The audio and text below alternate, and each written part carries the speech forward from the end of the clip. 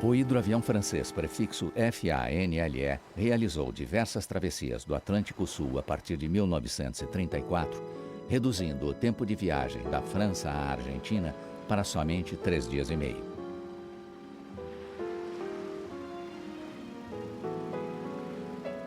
Com esse rendimento, ele conseguia competir com os Dornier-Wahl, de fabricação alemã. O interesse em encurtar o tempo da travessia do Atlântico era, claro, abrir um novo mercado para a aviação. O Brasil era um ponto estratégico. As rotas passavam pelo arquipélago de São Pedro e São Paulo, no meio do oceano. Fernando de Noronha dava apoio aos aviões.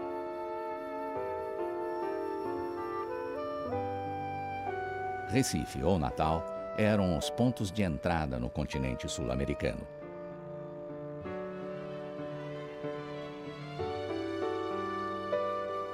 O Rio de Janeiro era parada obrigatória.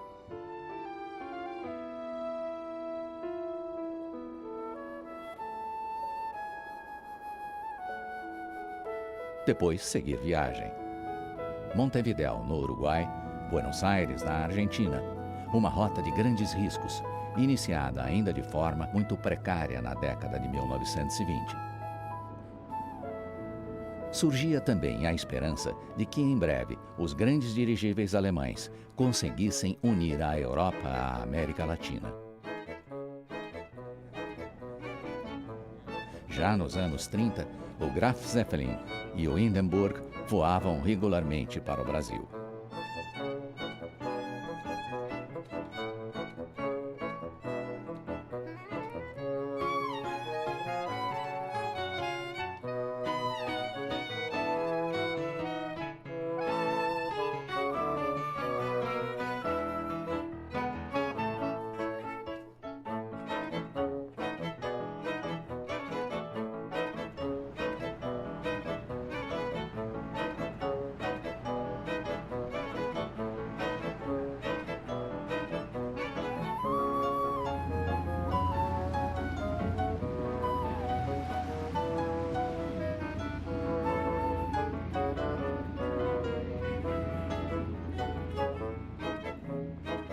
Os franceses criaram a Aeropostale e, com nomes famosos como Mermoz e Guillaumet, trazia correspondência e passageiros para o Brasil, em voos descritos nos livros de um de seus pilotos, Saint-Exupéry.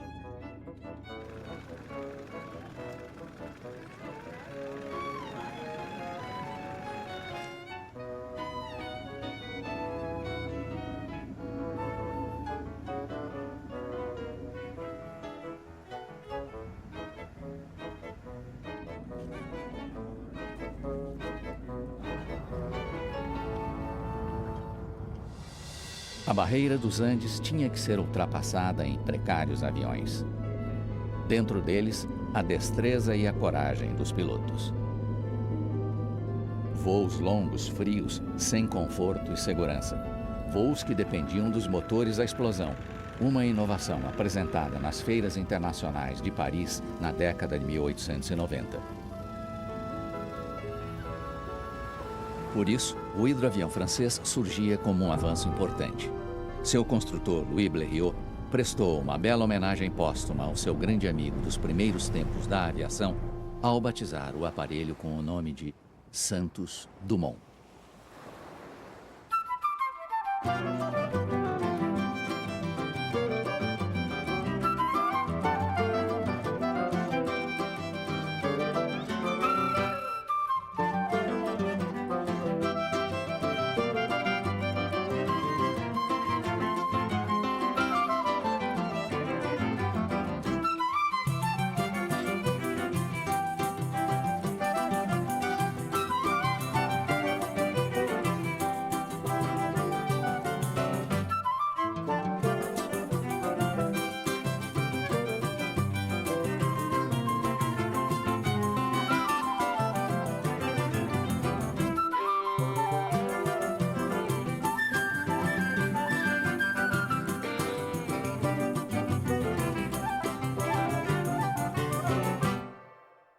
Em 1870, Paris foi cercada pelo exército alemão.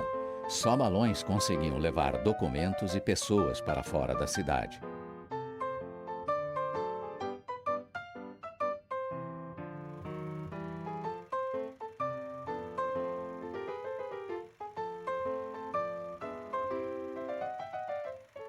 Em fins do século XIX, a França ainda não tinha se recuperado. Precisava mostrar ao mundo que era uma potência.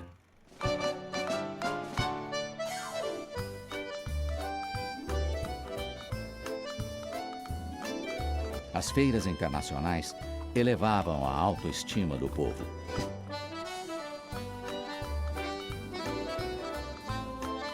Apresentavam criações revolucionárias. A mais inovadora era o motor à explosão, que equipava os automóveis que circulavam nas ruas precárias.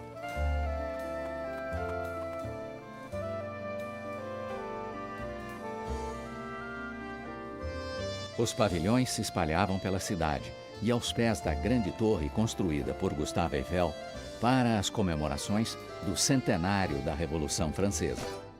Uma das teses importantes dessa época, que aliás está num prólogo de um dos catálogos dessas exposições, é que as exposições são arenas pacíficas. Ou seja, os países progressistas e civilizados não fariam mais guerras. Eles disputariam a primazia do mundo através dessas exposições.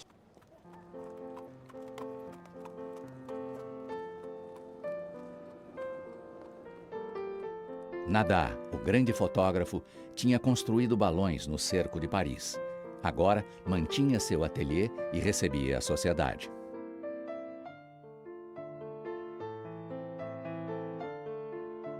Renoir inaugurava o impressionismo.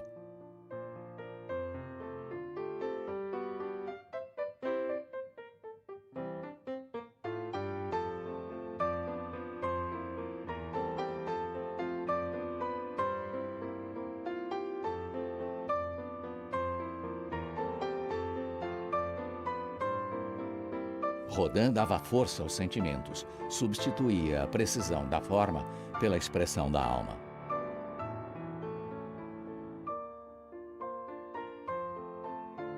Monet colocava nas telas as impressões evocadas na música de Debussy.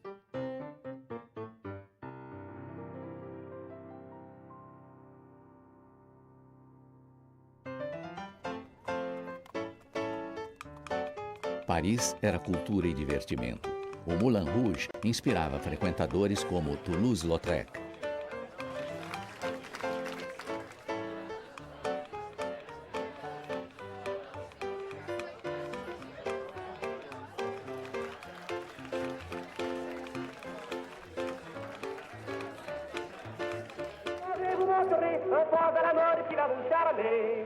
Amoureusement, laissez-vous conduire gentiment.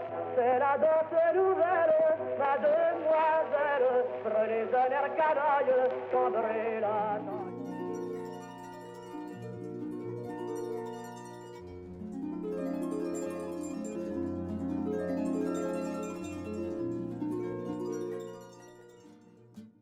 Em 1891, o adolescente brasileiro Alberto Santos Dumont chega a Paris e se fascina com o que vê.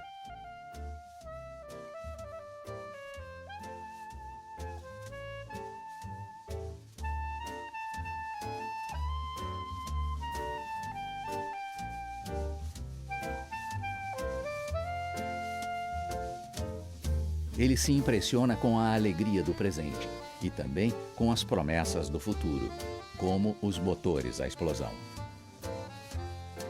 As máquinas da fazenda de seu pai em Arindeúva, no interior de São Paulo, já não eram mais tão espetaculares.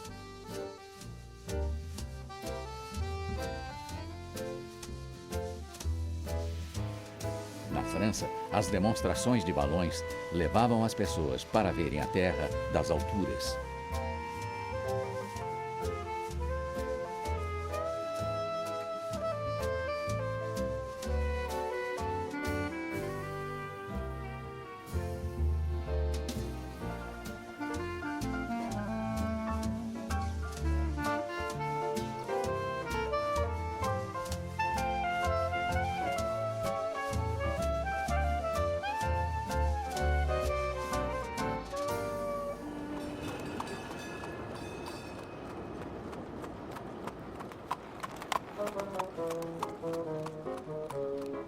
Em Paris, ele acompanha o tratamento do pai, hemiplégico desde um acidente na fazenda. Na volta, traz o primeiro automóvel a chegar ao Brasil.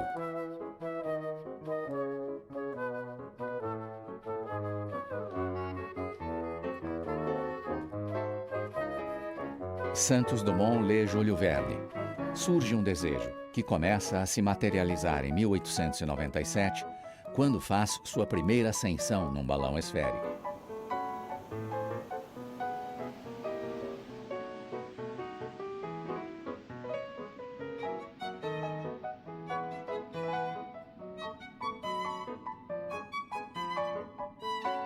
Em 1898, no mesmo ano em que foi fundado o Aeroclube da França, nasce o Brasil, seu primeiro balão.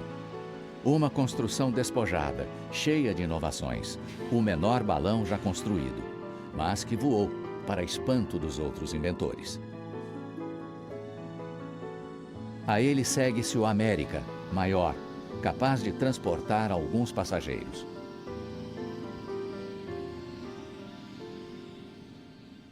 Um motor à explosão junto a um invólucro cheio de hidrogênio, um formato alongado, e surge o seu primeiro dirigível, que sobe para cair. Na segunda tentativa, consegue atingir 300 metros e fazer algumas evoluções. Na descida, nova queda. Uma situação que se tornaria rotineira.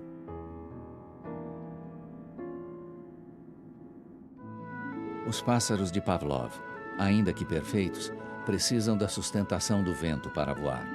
Os fatos são o ar da ciência. Os ventos são os senhores dos voos e das quedas. Impossível controlá-los. Controlar o voo, talvez. Controlar o destino dos balões. Muitos haviam tentado antes. Na França, Giffard, em 1854.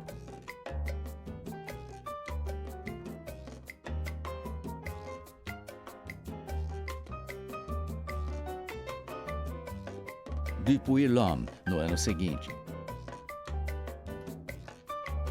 Renat e Krebs, em 1886. Na Alemanha, Schwarz Zeppelin. No Brasil, Augusto Severo, em 1898. Nenhum com muito sucesso. Em 1899, o voo controlado ainda é um sonho. Santos Dumont faz mais 2 dirigíveis. Com o número 2, cai logo que se desprende do chão. Com o terceiro, consegue voar diversas vezes. O magnata Deutsch de la Meurthe vê nos dirigíveis o nascimento de uma nova indústria. Cria um prêmio de 100 mil francos para quem realizar um voo saindo de Saint-Claude, contornar a Torre Eiffel e voltar em meia hora. Tudo com a presença de uma comissão. Não vale o acaso.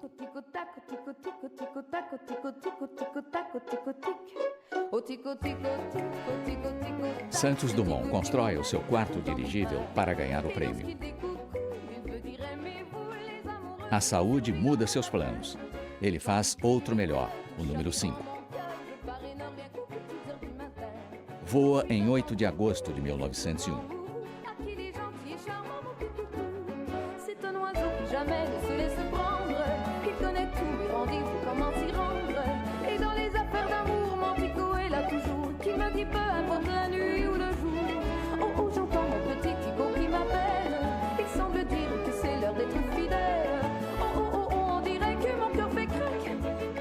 Mas o balão explode e ele cai sobre os telhados do Hotel Trocadeiro.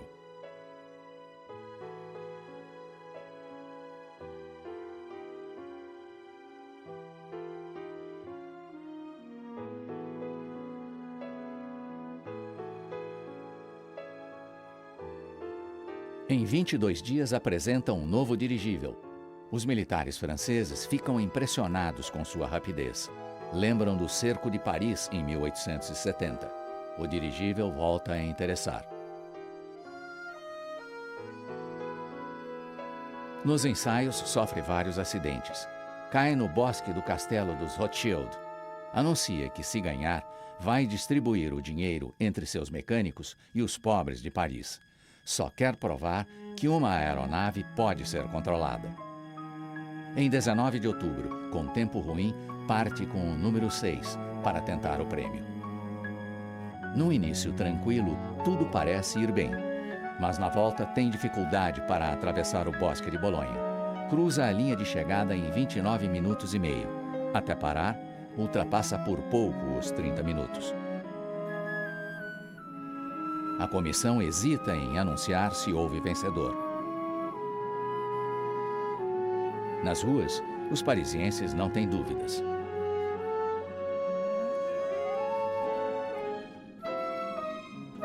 Santos Dumont ganha o prêmio, mas está contrariado. Na mesma tarde, rompe com o Aeroclube. Alors, l'impact a été très grand parce que, certes, on avait déjà entendu parler de ce Brésilien qui faisait des ascensions assez remarquables, qui construisait lui-même ses dirigeables. Ça a donné l'occasion à Santos Dumont de montrer une générosité extraordinaire, puisque en gagnant le prix, il a donné la moitié aux pauvres. Et quand on dit il a donné la moitié aux pauvres, il l'a véritablement donné. C'est-à-dire qu'il s'est arrangé pour que pendant 2 jours, les gens qui avaient des objets au mont-de-piété puissent reprendre ces objets. Donc inutile de dire que ça a eu un impact énorme dans le cœur des Français.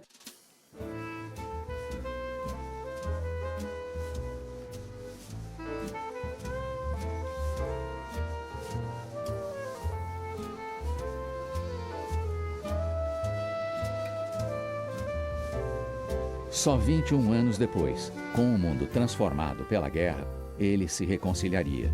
Já distante dos tempos das provas, ainda é uma celebridade. E na Paris de seus sonhos, voa em balão pela última vez. Sobe em companhia de seu colega dos primeiros tempos, o Conde de Lavaux.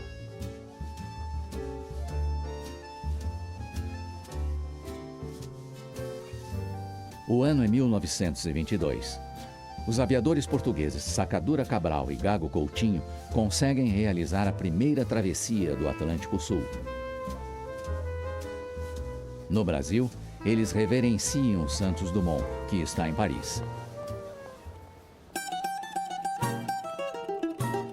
O Rio de Janeiro, fervilhado por uma classe ascendente, havia se tornado uma grande metrópole.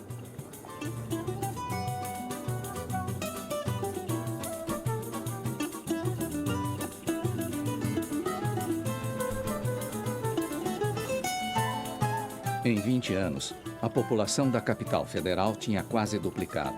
Mais de 1 milhão de pessoas vivem no Rio. Andam nas grandes avenidas construídas no início do século. A cidade adotara o modelo parisiense.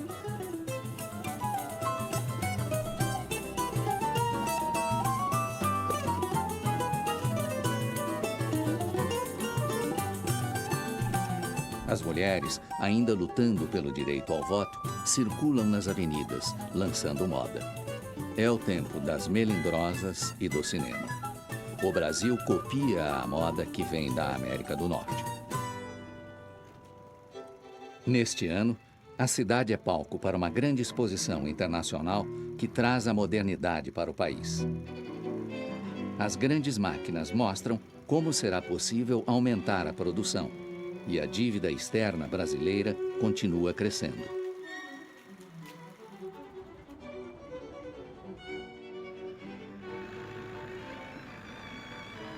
O voo do avião já é uma sensação para alguns destemidos visitantes.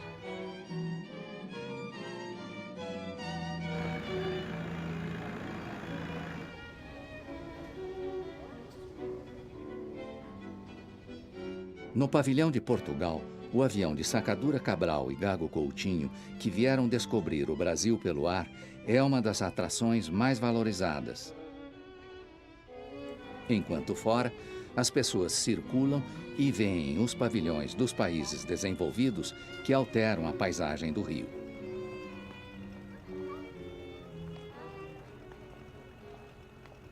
É o centenário da independência e o Brasil quer mostrar para o mundo uma posição de destaque.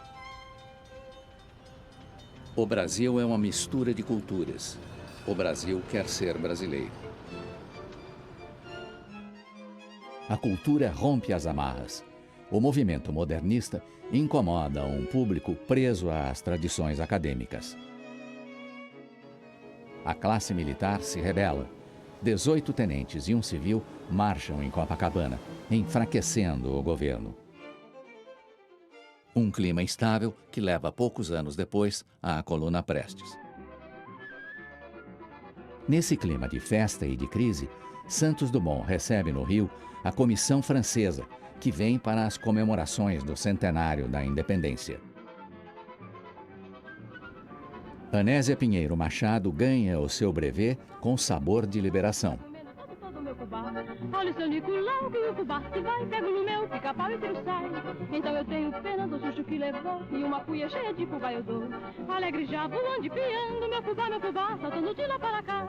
Ouvi um dia, porém que ele não voltou, o seu gostoso fubá o vento levou. Triste fiquei, quase chorei, mas então vi, logo depois não era... Euclides Pinto Martins e Walter Hinton chegam de uma viagem de Nova York ao Rio, feita em 175 dias.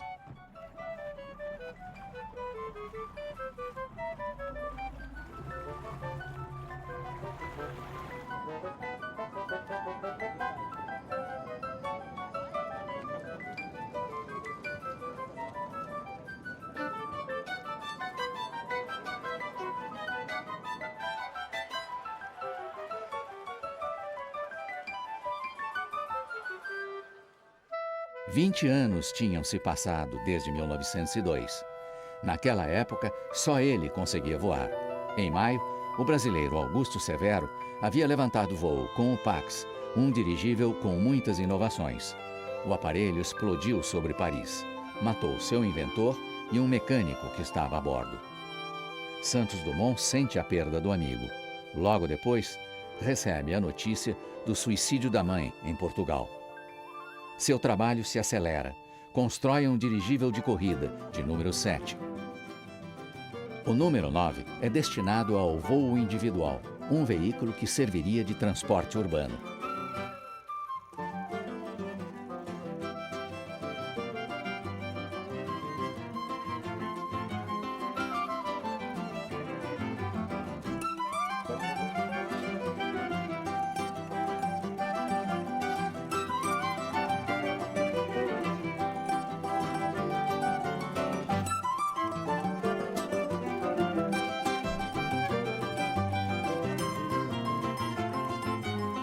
Com ele, voa sobre Paris.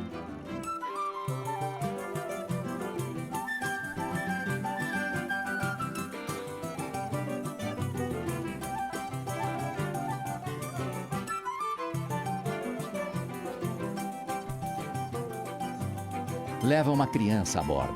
Deixa que uma mulher, Aida da Costa, o conduza. Realiza um voo noturno.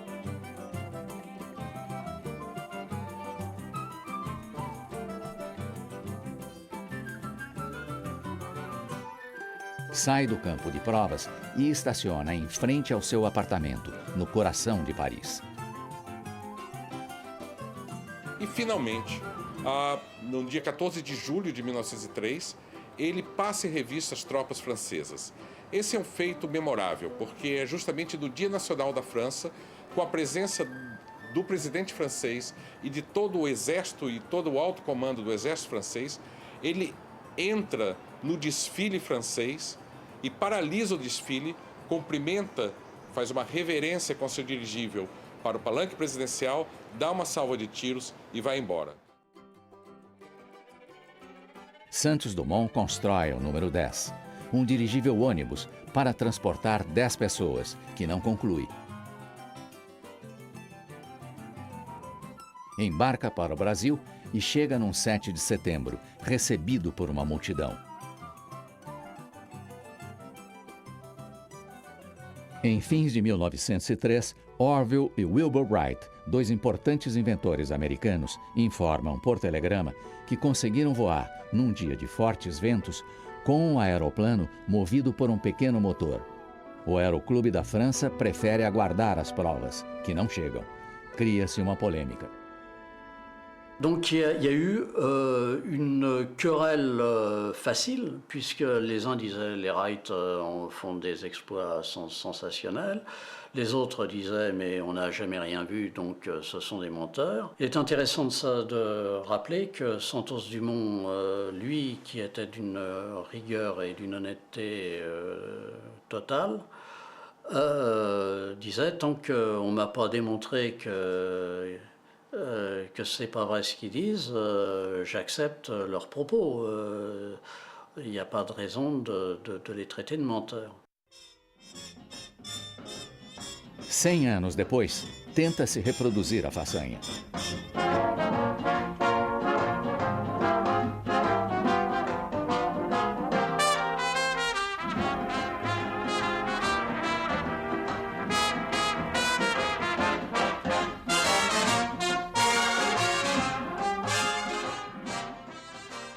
Mas com ventos mais fracos e sem a mesma inclinação no terreno, o que seria uma celebração acaba lançando mais dúvidas sobre as circunstâncias do voo original. Em 1903, com os colegas voltados para o voo do mais pesado que o ar, a atenção de Santos Dumont seguiria o mesmo caminho. Ele começava a pensar no avião, no muito que havia para ser feito. Pensa no caminho traçado por gente como o alemão Otto Lilienthal, que planou várias vezes na década de 1890.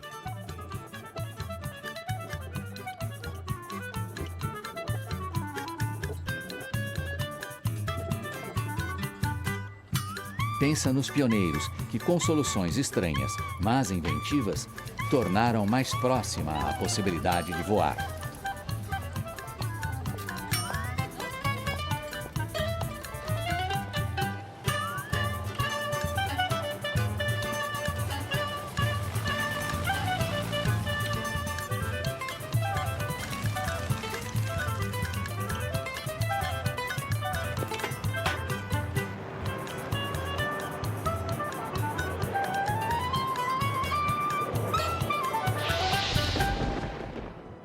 Nos 5 anos seguintes, a história da aviação já tinha mudado.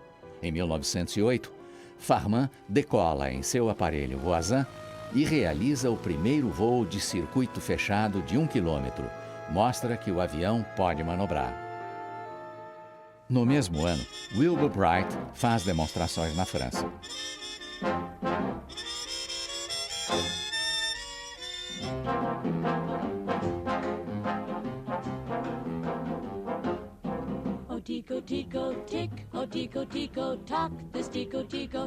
Os Wright apareciam com um avião incapaz de decolar sem o auxílio de uma catapulta, mas ainda assim muito superior ao que se vira até então.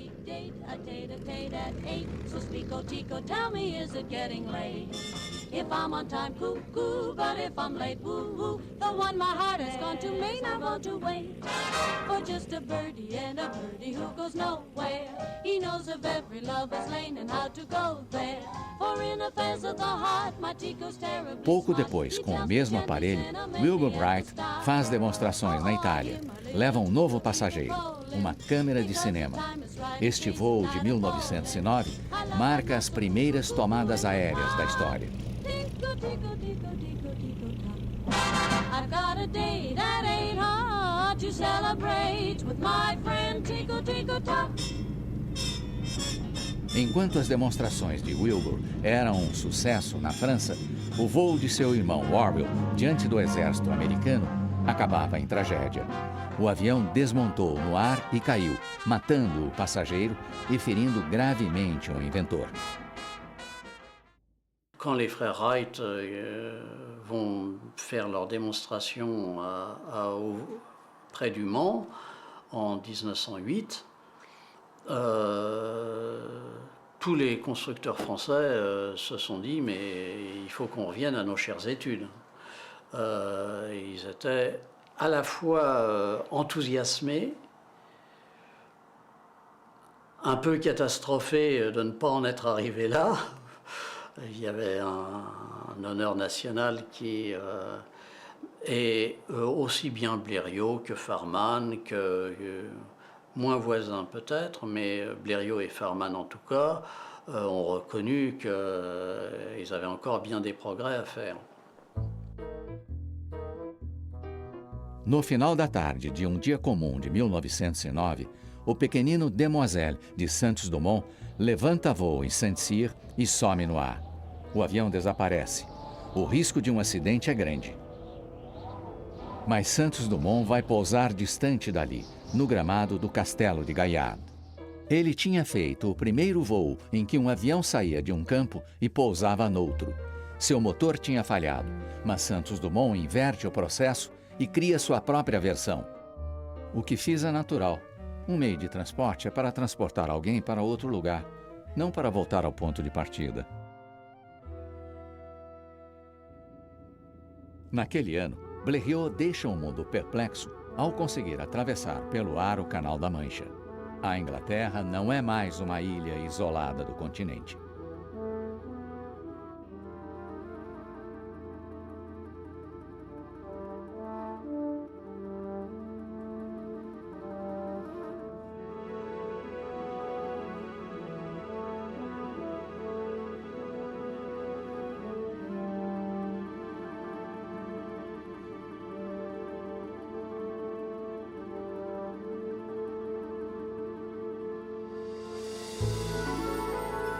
Santos Dumont felicita Blériot. Seu voo antecipa a hegemonia da navegação aérea sobre a marítima e abre caminho para a travessia do Atlântico. Blériot devolve: não fiz mais do que seguir o líder de todos os aviadores. Líder entre seus colegas, Santos Dumont é um homem da sociedade. Mantém um grande círculo de amigos.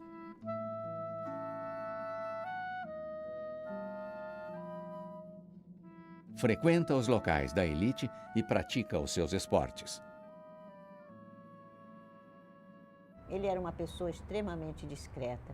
Depois morava sozinho. Essas pessoas sozinhas e que são assim, como os inventores, com a cabeça cheia de ideias e de inventos e de trabalho, não dão muito importância a essas conversas de sociedade, né? Aceitam os banquetes, comparecem, fazem discursos, mas a vida dele está lá naquele ateliêzinho, com as ferramentas dele, com as máquinas dele, com as experiências dele, e era isso que a gente sempre sentiu nele. Muita coisa se passou desde que Alberto nasceu em 1873, na pequena casa de Cabangu, em Minas Gerais. Ele é agora um homem do mundo. Lembra do pai. O futuro está na mecânica. Estude física, química, eletricidade. Não se preocupe com dinheiro. Eu lhe deixarei o suficiente para viver. Ele era uma pessoa extremamente modesta, extremamente. Ele não gostava que se fizesse aqui, que se fizesse muito barulho à volta dele. Agora, na Europa, ele fazia questão de fazer barulho para o Brasil.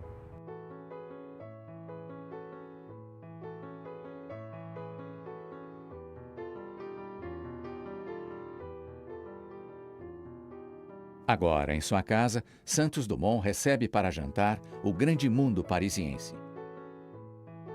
Desfila nas ruas de Paris e é observado. Impecavelmente vestido, lança a moda na cidade que vive da moda.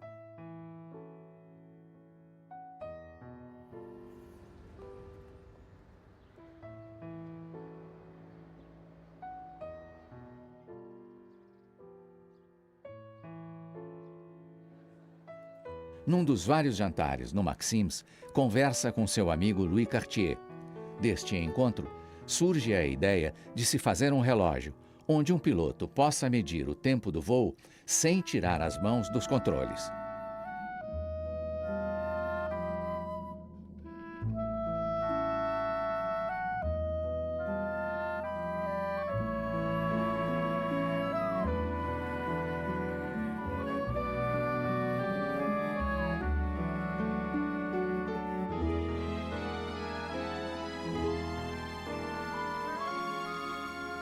Cartier constrói um novo modelo preso ao braço por uma pulseira. ressurge o relógio de pulso, que anos antes havia tido uma tímida aceitação. Je crois qu'en 1904, Louis Cartier crée cette montre pour Santos Dumont. Et c'est plus tard, vers 1911, qu'un modèle un peu différent sera commercialisé et nommé après son grand ami Santos Dumont. À l'époque, les hommes mettaient des montres de poche, ce qui les obligeait à les sortir de la poche avec une main. En créant une montre bracelet, cela laissait le choix à Santos Dumont d'avoir ses deux mains sur le volant ou d'utiliser une main sur une commande de l'avion.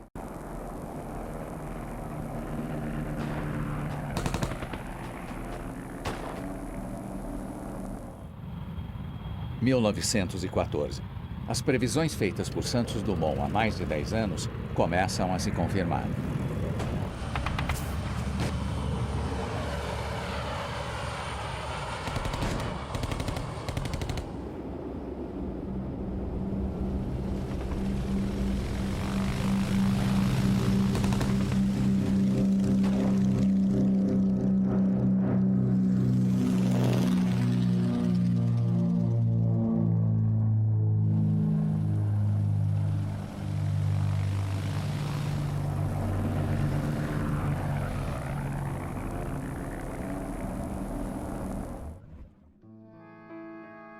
Em 1902, com o seu número 6, Santos Dumont fez alguns voos sobre a Baía de Mônaco.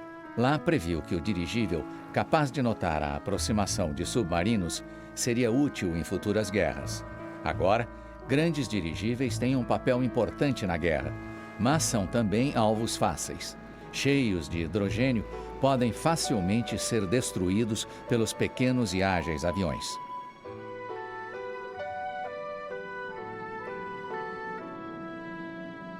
O limiar entre o sucesso e a tragédia alimenta os pioneiros.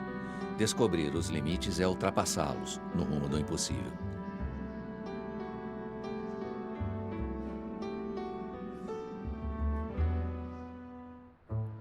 Em 1915, Santos Dumont experimenta o voo num hidroavião Curtiss.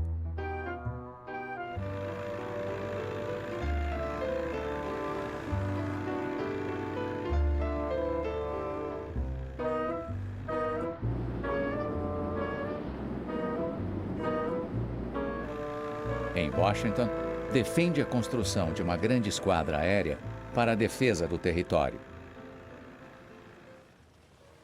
Mais de 100.000 aviões tinham sido construídos. Alguns foram destruídos em combate.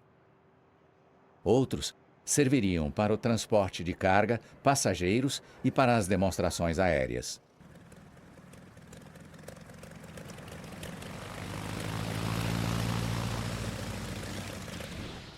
Depois que houve a guerra e que fizeram do invento dele uma arma de morte, ele nunca mais foi o mesmo. Nunca mais ele foi o mesmo.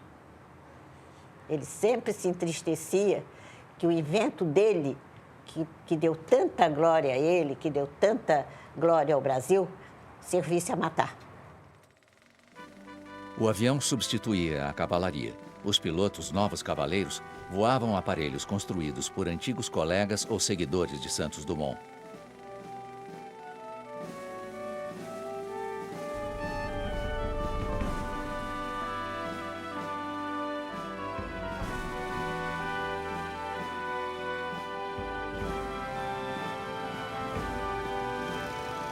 As esquadrilhas começam a se formar.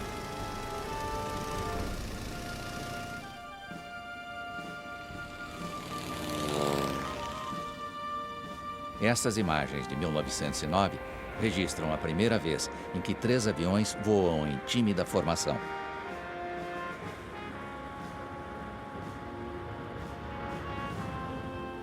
Grandes heróis do ar apareceram nessa época.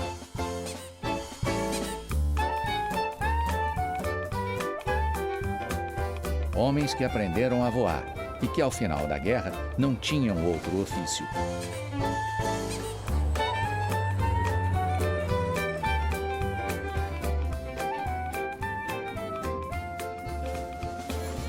eram os pioneiros, que agora iriam se aventurar na construção de aviões para os grandes voos de distância, altitude e velocidade.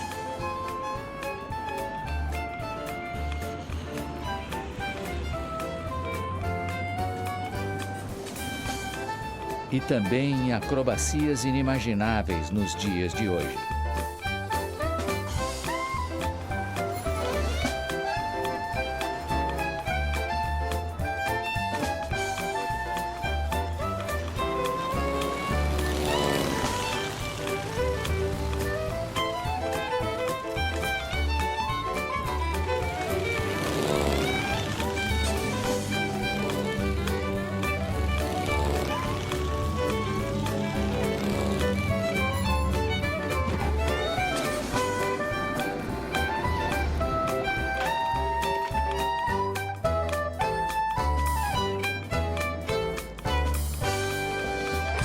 Em 1917, Santos Dumont vê o desenvolvimento da aeronáutica no Brasil e se opõe à construção do Campo dos Afonsos.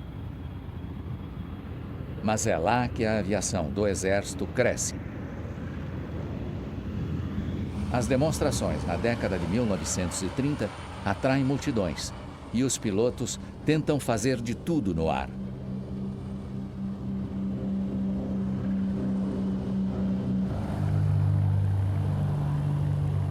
Na mesma época, Santos Dumont constrói uma pequena casa em Petrópolis, cidade que desde o Império era o ponto de encontro da elite brasileira. Casa para uma só pessoa, como muitos dos seus inventos. A grande previsão feita a Blériot sobre a travessia do Atlântico iria se concretizar em 1927, com um impressionante voo solitário de Charles Lindbergh, que saindo de Nova York, conseguiu pousar na França.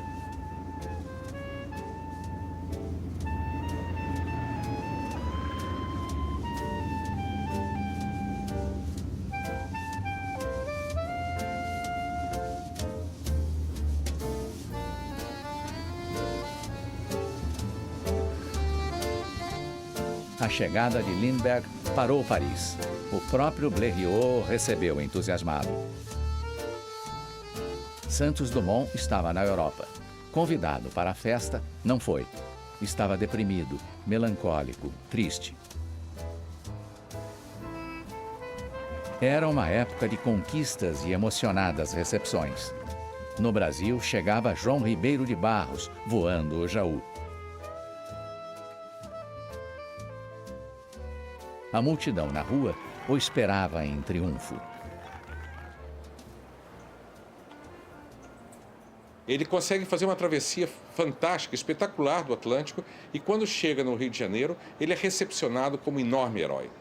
É interessante a gente compreender como que essa sociedade, que vivia ainda com certos elementos bem marcados do colonialismo do século XIX, de um período escravagista, como essa sociedade tinha no voo uma grande esperança.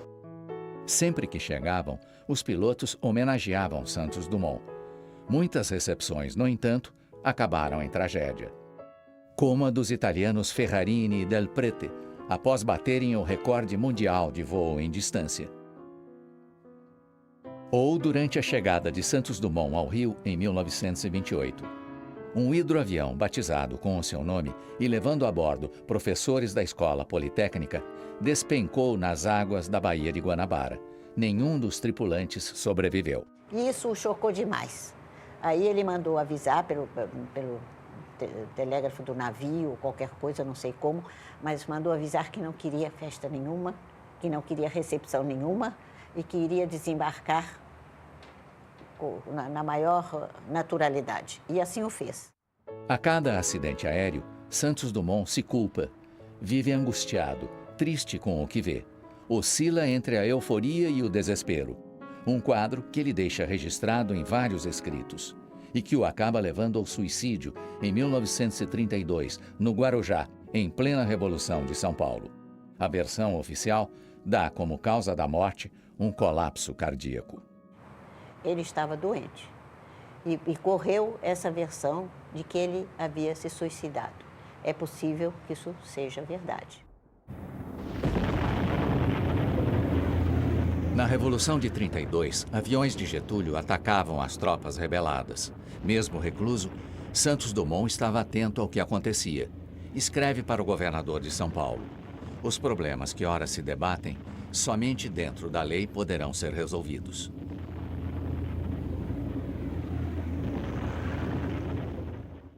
Seu principal legado mal havia completado 25 anos. Lá atrás, nos 5 primeiros anos do século XX, bem antes do Demoiselle, Santos Dumont seguia as discussões sobre as questões da aeronáutica com discrição. Conhecia os problemas do avião: potência, sustentação, peso e equilíbrio. Sabia da dificuldade de conciliar estas variáveis. Viu as experiências realizadas por Voisin em 1905 no Rio Sena, rebocando um planador com uma lancha. Com isso, foi possível estimar a potência do motor de um avião.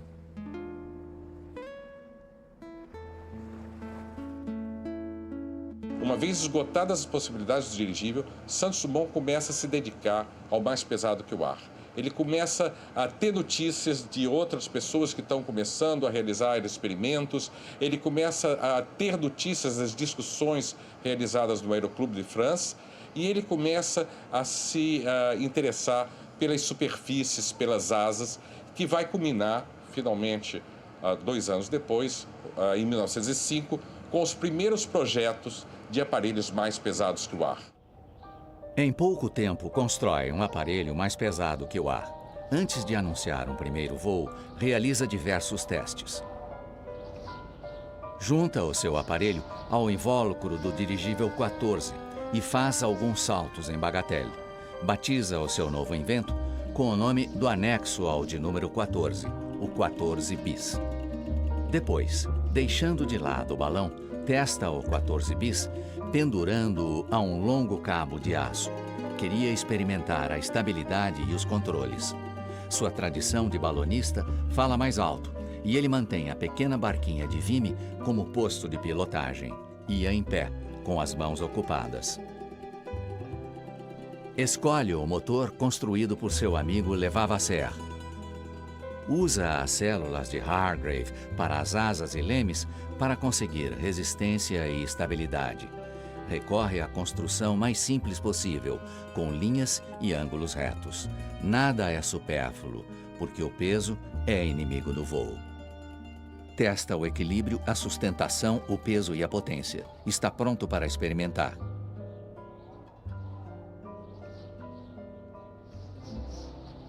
Ele trabalhou com os efeitos aerodinâmicos em duas partes. O 14 bis que nós estamos vendo aqui atrás foi um avião que aparentemente contraria as normas do voo convencional que nós vemos hoje, mas ele estava apenas 70 anos à frente do tempo, porque essa concepção canar, que ele observou o voo dos patos e marrecos, quando a cabeça é lá na frente e as asas atrás, e usando este motor atrás, a asa ficava limpa, ou seja, a perturbação do vento da hélice não afetava as asas. Então ele quis fazer um avião de aerodinâmica pura, asa limpa. E o 14 bis só não voou melhor porque ele estava apenas 70 anos antes dos comandos de voo que a gente chama hoje de fly-by-wire e fly-by-light. Nós teríamos que ter computadores avançados para fazer esse avião voar, porque ele é extremamente sensível ao vento lateral e ao comando do piloto. Mas antes, tentado pela vontade de competir, Santos Dumont constrói um grande balão, o Les Deux Amériques, e concorre à Taça Gordon Bennett. Em setembro de 1906, consegue realizar um pequeno salto com o 14 bis. Em 23 de outubro, diante de uma comissão do Aeroclube e de uma multidão que correu ao campo de Bagatelle, levanta voo. Decola sozinho, calmamente, sem qualquer auxílio externo. E voa 60 metros. A multidão assiste em silêncio. Em 12 de novembro, com o avião modificado, faz várias tentativas para aprimorar o seu voo.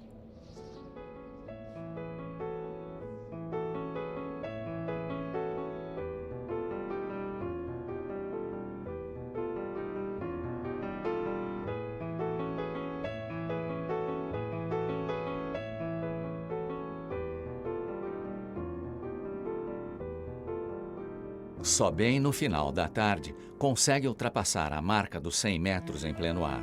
O 14 bis atinge 6 metros de altura e desliza 220 metros.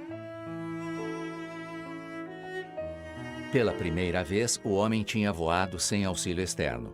Do voo definitivo, praticamente não há registro. Estas são as únicas imagens. Santos Dumont inverte de repente a posição de decolagem que experimentara antes. Surpreende a multidão e os cinegrafistas. No final da pista, faz uma leve inclinação para a esquerda antes de subir. O voo é o primeiro homologado pela Federação Internacional de Aeronáutica. Tornou-se o marco fundador da aviação.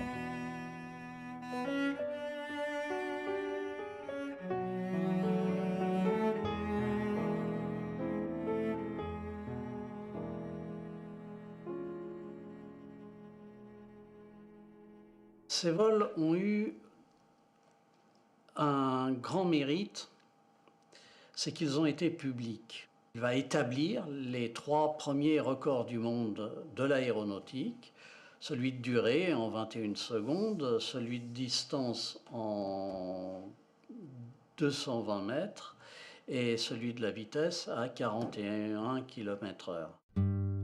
E, no entanto, Santos Dumont sabia que o 14 bis era instável para o voo. Num ano febril, constrói mais 5 aparelhos, cada qual tentando resolver um dos pontos fracos do 14 bis. O número 15, com uma nova configuração.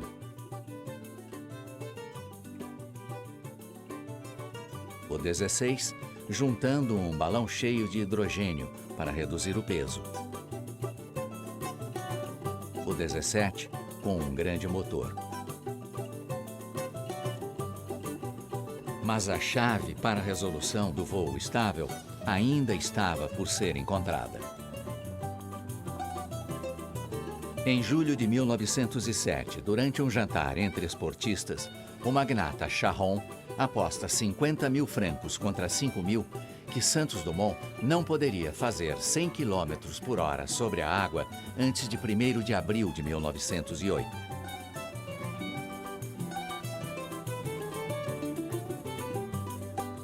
Sem ter conseguido evoluir em seus experimentos no ar, Santos Dumont constrói uma lancha de corrida, movida por um motor de 100 HP. A inovação era o elo que faltava para a resolução do problema do voo.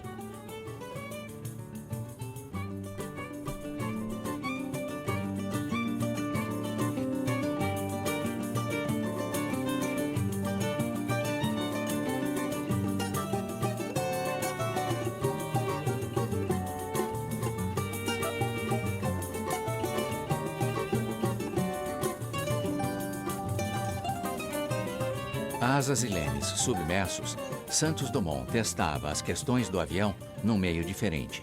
Nascia o seu invento de número 18. Os outros inventores estavam curiosos. O teste do número 18 nas águas do Sena foi visto por muitos deles. Santos Dumont acompanha os preparativos e observa o seu número 18 deslizar no rio. Sentado na popa da lancha, vê o invento levantar o casco e correr somente com as asas e lemes em contato com a água.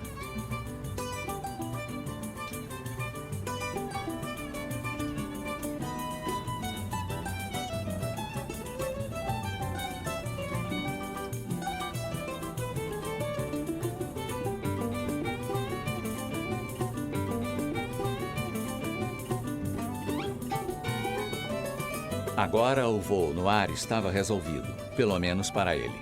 Tinha compreendido as forças que atuavam sobre o avião e descobriu que o problema que ele estava tendo não era nem com a potência do motor, nem com o peso da aeronave. Em menos de um ano, conseguiu resolver o grande desafio do voo e construiu o seu primeiro Demoiselle.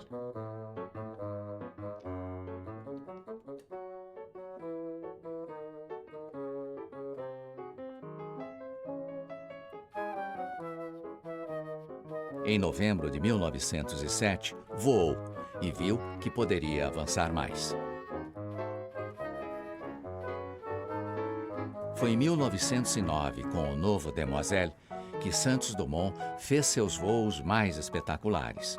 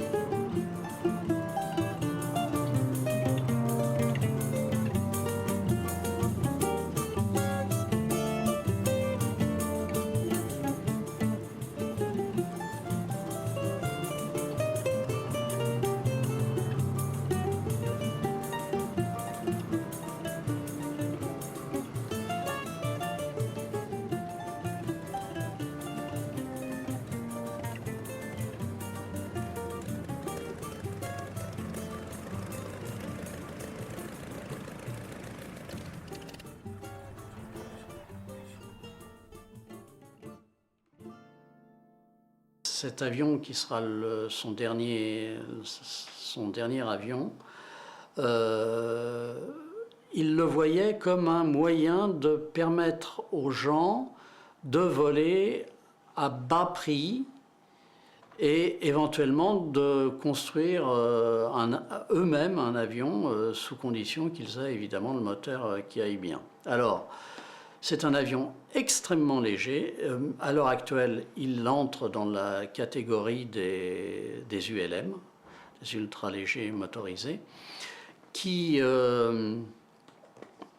c'est quelque chose qui n'a pas été terriblement souligné à l'heure actuelle, mais il faut savoir que c'est le précurseur des ULM.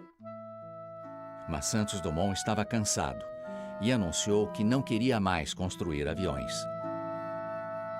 Eu ponho à disposição do público as patentes de invenção do meu aeroplano.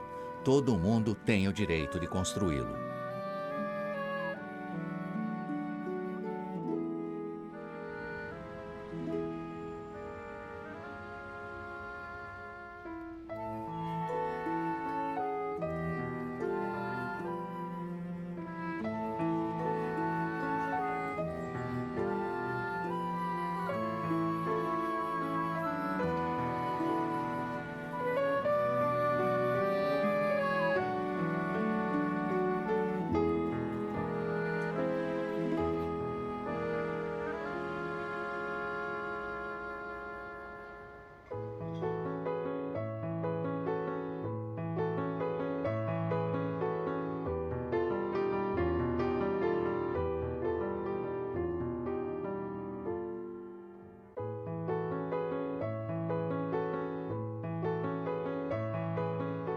Em 1910, decide parar de voar.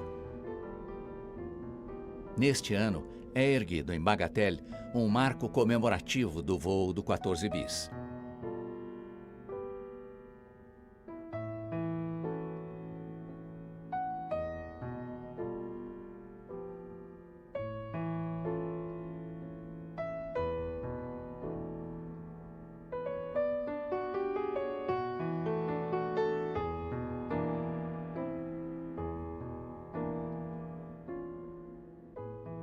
Em 1913, é inaugurado em Saint-Cloud esse grande monumento comemorando os 10 anos do voo do número 6.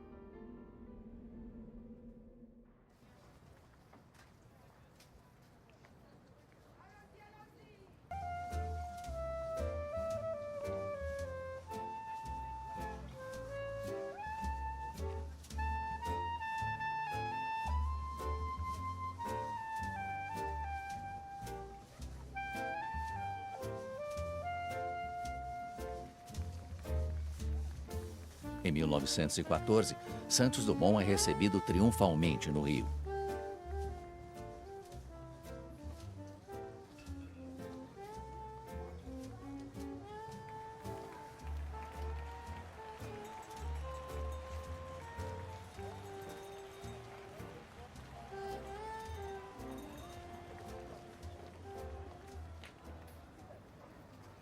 Em 1924, diante do mesmo monumento de Bagatelle, o inventor é feito grande oficial da Ordem Leopoldo II da Bélgica.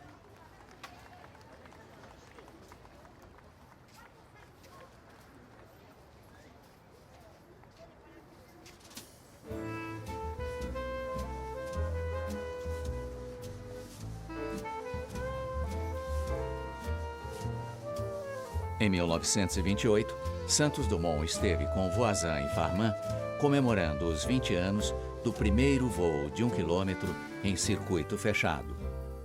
No ano seguinte, deixou registrada a sua voz quando recebeu a maior condecoração francesa, a Grand Cruz da Legião de Honra. La grande générosité du gouvernement de la République française a voulu encore augmenter mon contentement en m'élevant à la très haute dignité de grand officier de la Légion d'honneur. Hommage vraiment unique dans le monde, car partout sur la terre on respecte, on admire la Légion d'honneur. On dirait qu'elle porte toujours l'empreinte de Napoléon. Partout, on l'admire. Partout, elle grandit le nom de la France. En devenant un des ces hauts dignitaires, je me sens très bien.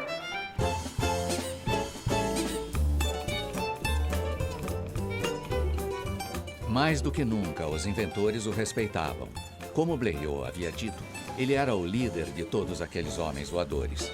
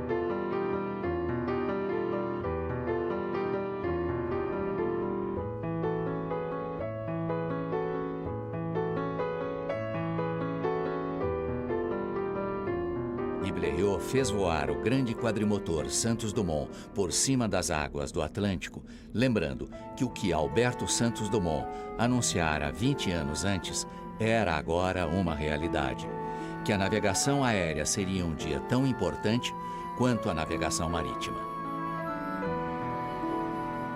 A rotina de uma travessia intercontinental, muitos anos depois do 14 bis, dava razão ao que Blériot dissera antes sobre o homem que homenageou. Nós não fizemos mais do que segui-lo e imitá-lo.